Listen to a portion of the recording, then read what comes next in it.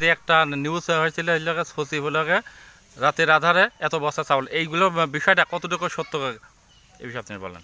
সচিব বিএনপি নেতাকর্মী নিয়ে আসবে, আগের দিন মাল দিতে দিতে রাত হয়ে গেল, মাল কাটা দিতে পারল না। পরের দিন সকালে আসে এই মালগুলি বিএনপির ভূমিহীনের কিছু লোকজন নিয়ে আসে, সেই মালগুলি নিয়ে ভূমিহীন বিতরণ করি।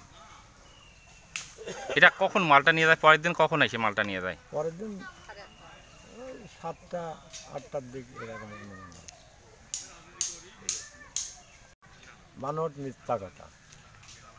তাহলে ঘটনাটা কি হয়েছিল এই বিষয়টা? ঘটনা বিভিন্ন রকমের লোকজন এসে এইটি করছিল, এটা হলো মিথ্যা।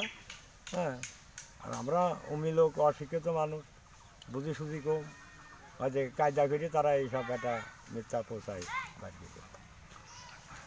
আচ্ছা, চাউলটা কি আগের দিন দেওয়া শেষ হয়ে গেছে না অবশিষ্ট ছিল কিনা? অল্প ছিল, দিতে দিতে অন্ধকার হয়ে গেছিল, আর দিছিল না। পরের দিন সকালে আনুমানিক 7টা 8টার দিক এসে সচিব সাহেব বিএনপি নেতাকর্মী থেকে ভূমিহীনের কিছু গাড়ি মাড়ি নিয়ে আসে, তারা এই মালগুলো নিয়ে যায়।